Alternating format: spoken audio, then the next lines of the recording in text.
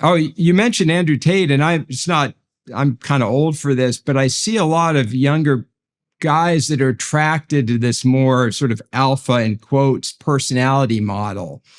And I understand it too, because they're not getting a lot of really good male role models out there. So they see one that looks sort of cartoonish and seems functional and seems to have some agency and seems to be navigating life effectively in a way that would be appealing to a 15-year-old guy. And so I understand it. I just wish we had better role models, but I understand it. It might also be that there is a time at which that's actually developmentally appropriate.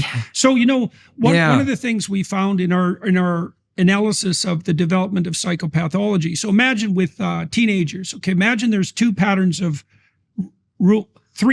of living with the rules, say when you're 13 to 15 and you're a male. Now, it also applies to females, but less so because they're not as aggressive. But so imagine that you're a 13 to 15-year-old male who never breaks a rule ever.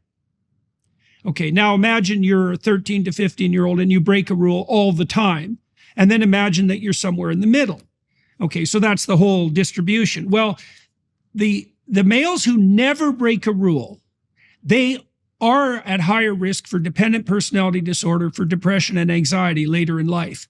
Now, the ones on the other end of the spectrum are much more at risk for lifetime criminality, let's say, and substance abuse, violence, and all that. So there's pathology associated with both extremes with regards to rules. Now, the kids in the middle, they are going to experiment. And so now you can imagine that if you're a kid who comes from a good home and you're pretty rule-oriented, there might well be a time between the ages of 13 and 15 or 16, something like that, where it's actually appropriate for you to admire the rule breakers to some degree, because that's one of the things that pops you out of that childhood dependence on your parents, right? But hopefully you would supersede that as you mature, and that is the pattern for most men, right? I mean, criminality drops off like mad around 25, and so does substance abuse, something like that. And that's often when men who are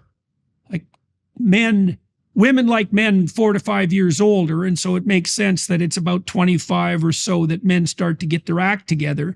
And that's when they take that step beyond the more narcissistic and showy aspects of masculinity and take on these roles that are oriented towards a longer time span and a broader social horizon. What you're making me think of is the classic, Jack Block's work on drug use in Berkeley back in the 70s. It was the people who didn't use any and used too much that got into trouble. And then there's this golden mean in the middle. And you see that golden mean in a lot of things where, you want to have a little edge, but not too much edge. You don't want to be perfectly moral, but you don't want to be immoral. There's always that little bit of edge. And you're right. Developmentally, I think it's appropriate for young guys to kind of go to that little darker side for a while, maybe. Yeah. They've got to explore it. And, one of my children, my son, was more disagreeable than my daughter, and he was a pushy little rat. And one of the consequences of that was he became extremely socially skilled. And I think the reason for that, and I watched him do this, is because he was really good at dancing on the edge. He wanted to push, and this is a characteristic of assertive and competitive male behavior. He wanted to push all the time to find out, what he could get away with, but also exactly where the rules were.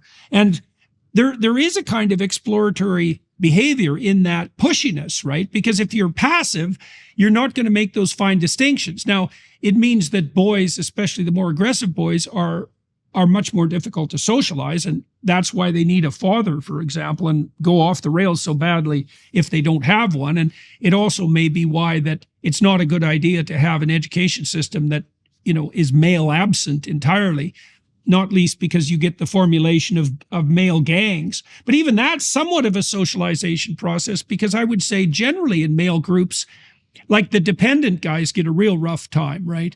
So the males will gang up on them in some ways and try to shame them into accepting a certain amount of maturation. But they also do the same thing to the narcissistic guys, right? And military organizations, when they're not fascist, are particularly good at that sort of thing. But sports teams as well, right? Is like, if you are the showboat, especially if you don't have the requisite, like if you're a genius, people might put up with you being more narcissistic.